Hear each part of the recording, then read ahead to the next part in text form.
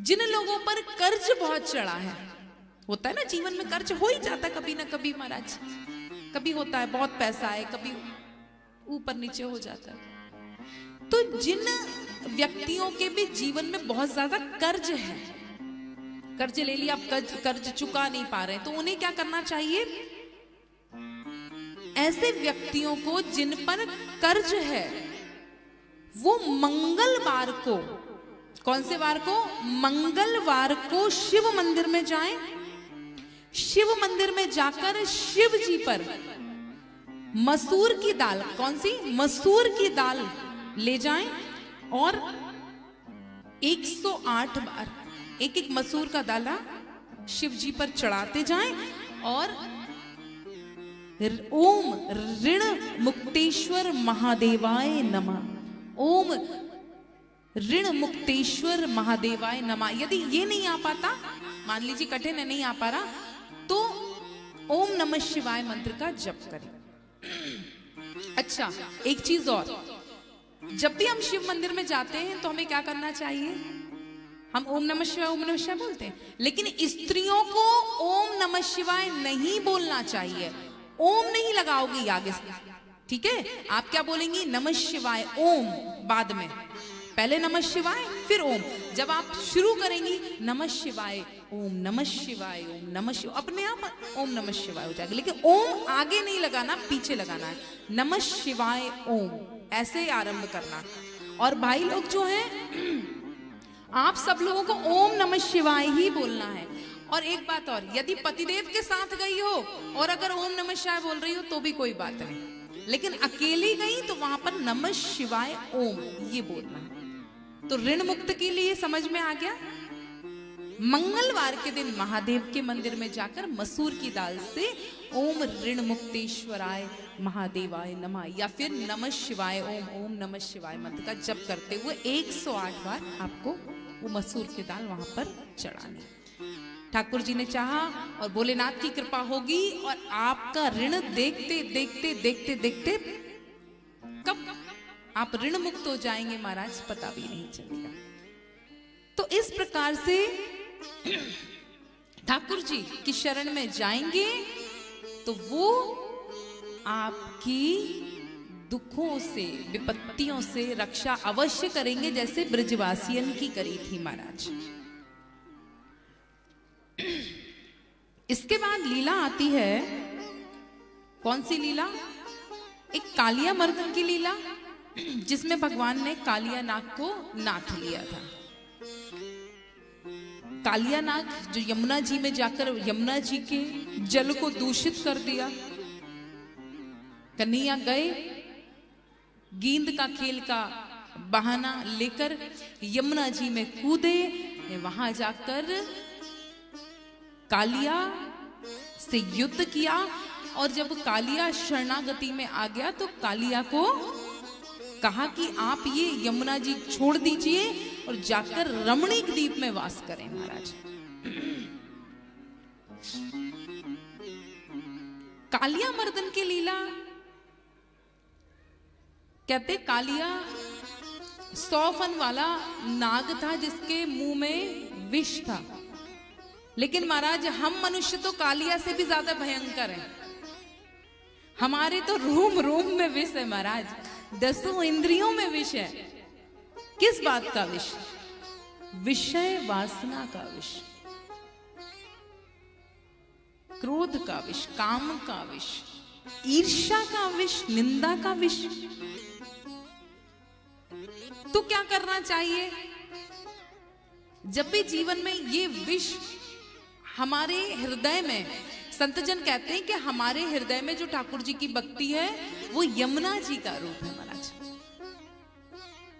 तो हमारे हृदय की जो भक्ति रूपी यमुना जी हैं, जब उसमें ये संसार के विषय वासना का कालिया आ जाए और विषैला कर दे आपकी भक्ति को, तब कालिया मर्दन की इस लीला का ध्यान करना चाहिए और भगवान से प्रार्थना करना चाहिए कि हे प्रभु, हमारे हृदय में जो आपकी भक्ति है, जो भक्ति रूपी यमुना जी हैं, उसमें से हम कालिया को नहीं निकाल पा रहे हैं। आप आए और उस कालिया का मर्दन करें और हमारे हृदय को पुनः, जैसे आपने यमुना जी को निर्मल कर दिया था, वैसे हमारे हृदय को निर्मल कर दे महाराज।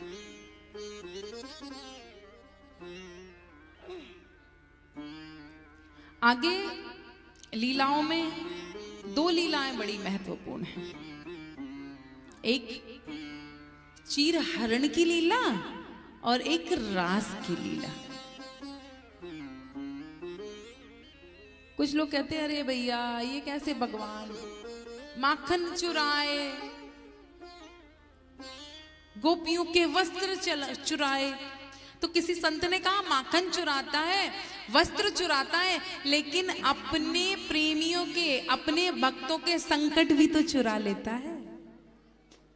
ये इतना बड़ा चोर है महाराज कि अपने भक्तों के संकटों को, उनके आंसुओं को भी चुरा लेता है और भक्तों को आनंदित कर देता है। तो चीर हरण की लीला क्या है?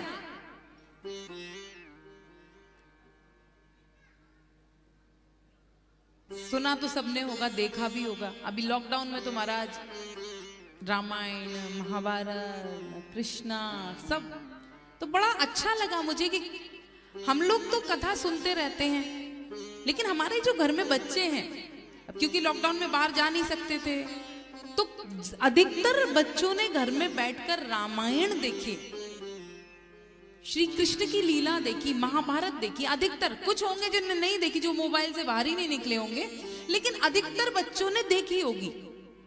तो उनमें ज्ञान का वर्धन हो, क्योंकि देखकर चीजें जल्दी समझ में आ जाती हैं। तो उसमें चीरहरण की लीला थी, और चीरहरण की लीला में हमने क्या देखा कि भगवान ने गोपियों के वस्त्र चुराए। फिर परीक्षित जी ने ये प्रश्न कर लिया कि ये भगवान होकर गोपियों के वस्त्र क्यों चुराए महाराज? तब सुखदेव जी ने कहा कि राजन, ये जो गोपियां हैं, जैसे मैं बार बार कहती हूं कि ये कोई साधारण गोपियां नहीं है, ये कोई साधारण स्त्रियां नहीं है, गोपियां हैं वेदों की ऋचाएं। बड़े बड़े ऋषि मुनि जिन्होंने करोड़ों वर्ष तपस्या की, और ठाकुर जी ने जब वरदान के लिए कहा तो कहा कि आप जब ब्रज में आपका प्राकट्य है जाएगा तो हमें आपकी लीलाओं का दर्शन करना है। तो वो जो संत हैं वो कहलाए ऋषि रूपी गोपियां। अच्छा, भगवान ने जब श्री राम का अवतार लिया था, उस समय जब वो कहां गए थे, जनकपुरी गए, तो माता सीता के जितनी सखियां थी और श्री राम को देखकर मोहित हो गई थी, और उनके मन में भाव क्या आए कि काश ऐसा सुयोग्य वर हमें मिलता, काश ऐसा प्रियवर हमारा होता।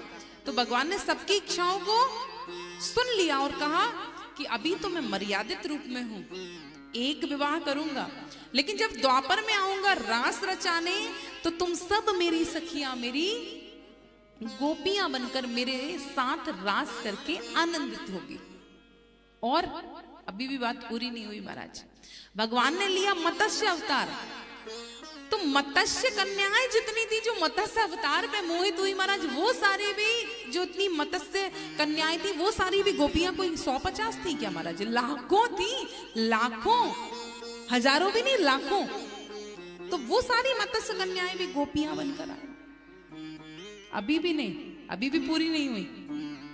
भगवान ने लिया वामन अवतार, तो रत्नमाला के मन में तो आए पुत्र के भाव, लेकिन छोटी छोटी सी जो असुर कन्याएं थी, छोटी छोटी सी, तो उनके मन में भाव आया कितना सुंदर है, इसके साथ क्रीड़ा करते, इसके साथ खेलते तो कितना अच्छा लगता। तब वामन देव ने कहा अभी तो मेरा ये जो स्वरूप है ये सिर्फ अपनी माता को स्वर्ग, अपने भाइयों को स्वर्ग देने के लिए है। तो जब मैं द्वापर में आऊंगा तो मैं तुम्हारे साथ खूब क्रीड़ा करूंगा, तुम्हारे साथ खूब नाचूंगा, खूब गाऊंगा, तुम्हारी इच्छा तब पूर्ण करूंगा। तो वो सारी जो असुर कन्याएं हैं वो भी बनी गोपियां। तो ये दिव्य है गोपियां महाराज। अब ये सारी गोपियों ने जब ब्रज में जन्म लिया, और अब ये क्या करती, सुबह सुबह स्नान करने जाती, माँ कात्यायनी का पूजन करती, और माँ कात्यायनी से कहती कि हे माँ कात्यायनी, श्री कृष्ण ही हमें पति के रूप में प्राप्त हो। सारी की सारी।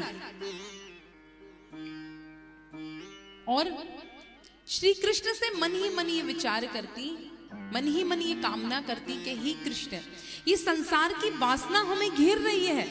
हम जानते हैं कि हम पूर्व जन्म में बड़े बड़े ऋषि मुनि थे, लेकिन अभी हम इस संसार में आ गए तो तुम्हारी माया हमें मोहित कर रही है, इस संसार की विषय वासना हमें घेर रही है। तो तुम आओ और इस हमारी जो वासना हमारे मन में है उसका हरण कर लो। हम तुम्हें निष्काम भाव से प्रेम करना चाहते हैं, वासना का कोई हम लेश मात्र भी हमारे अंदर कोई विचार ना आए, हमें निष्काम कर दो, काम भाव हमसे दूर कर दो।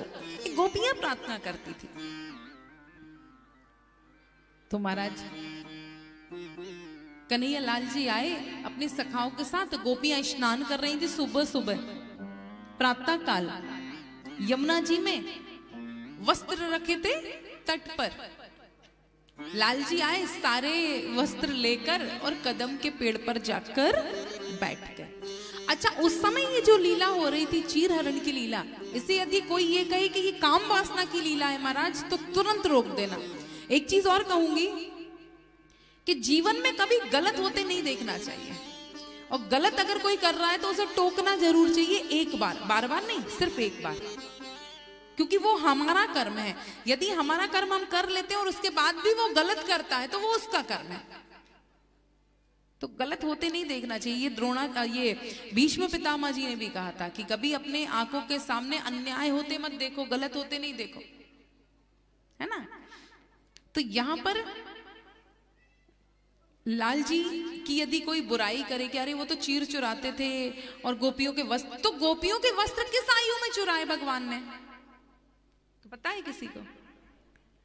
ठाकुर जी की आयु उस समय होगी 7 या 7.5 या 8 वर्ष, ज्यादा से ज्यादा 7.5 के आसपास, 7 7.5 वर्ष। आज भी जब युग इतना आगे बढ़ गया है, मोबाइल और ये आधुनिकीकरण इतना आगे बढ़ गया है, फिर भी हमारा 7 साल का बच्चा काम वासना से परिपूर्ण नहीं हो सकता, काम वासना उसके अंदर नहीं आ सकती। तो दूसरी बात, अगर संसारिक दृष्टि से देखें तो भी ये काम लीला नहीं थी महाराज, क्योंकि ठाकुर जी